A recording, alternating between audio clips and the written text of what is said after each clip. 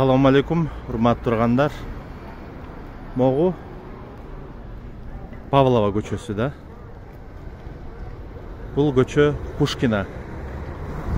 Анан аксакал мэрдин кылганы маяка знак койдурган да.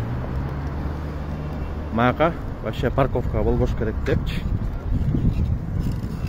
Бирок тилекке каршы бияк мына машиналар битком да.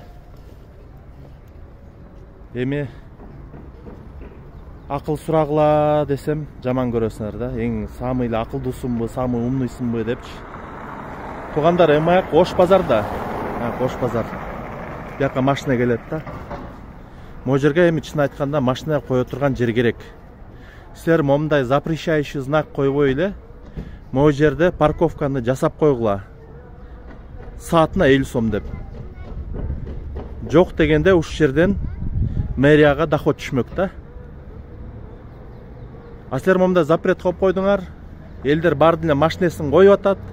Бирок мэрия бул жерден өзүнүн доходу жоготуп атат.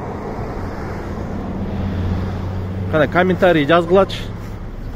Баарын эле запрет кыла бербей, болгону тыйынга такап койгула. Анан кишилер өзүлөрү чечип алат.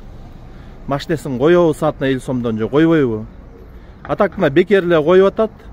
Знак пыңарды карабай эле коюп атат да.